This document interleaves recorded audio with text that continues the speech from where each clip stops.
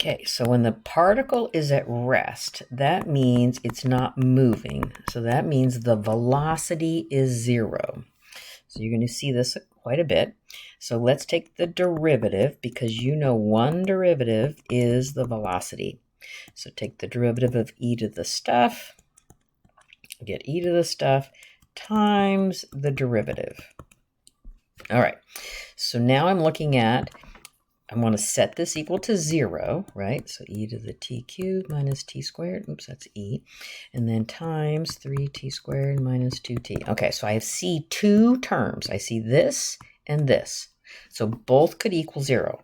But does e ever equal 0? It does not. So that is not a function. That is not a possibility to equal 0. So I want to do this. So I want to say 3t squared minus 2t equals 0. You never want to divide through by a variable. So let's factor a t out. So I get t equals 0 and t equal 2/3. Okay, so let's go back and read the question again. It says find the positions when the particle is at rest. So that means I need to plug those times into the s function. So if I put in s equals, or t equals 0 into here, I get e to the 0, that's 1. And then if I'm going to put 2/3 into this function, I get e, and I'm taking 2/3 to the cube, so that would be 8 over 27.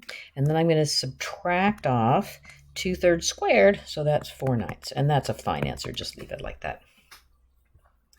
All right, equation of the tangent line. You're going to be doing this a lot, right? You need a point and a slope. So let's go find the slope by taking the derivative. So the derivative would be, I'm going to start with the outside 1/2 and then write it to the negative 1/2 power, right? And now I'm going to carry the inside along. Now I'm going to multiply by the derivative of the inside. So that's 3x squared plus 2x. So I want to make sure you're using the right notation. That's just the derivative with x. So now I'm going to plug in 1. So if I plug in 1, I get 1/2. And then if I put 1 plus 1 plus 7, that gives me a 9 to the negative 1/2. And I put in 1, 3 plus 2 is 5. Okay, so if I was to gather these two numbers together, so I get a 5 over 2, and anytime you see negative exponents, like here, I would suggest you put them in the denominator. And you know the 1/2 power means root, so that's 1 over root 9. So that gives me 5 over 6. So that's my slope. So now I need a point, because I need a point and a slope to put together equation of a tangent line. So now I want to find out what y of 1 is, right? Or f of 1, doesn't matter. So I put x equal 1 into here. So I get square root of 1 plus 7, that's square root of 9, or 3. So I've got the x value of 1 and the y value of 3, so we can put together the equation of the tangent line. Y minus 3 equal 5 over 6, x minus 1. All right, so now let's do this one. For the tangent line, I want all the angles where the tangent line is horizontal.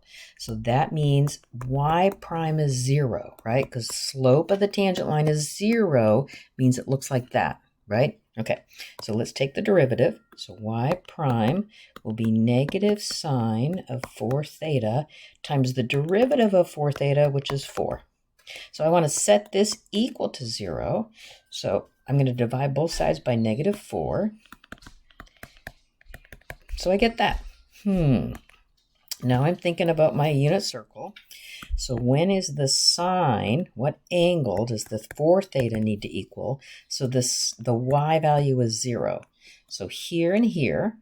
So this is 0, this is pi, this is 2 pi. So if you remember from earlier days, we would say k pi. So then I could just divide through by the 4. And there they are. That's all the values of theta where the slope of the tangent line is 0.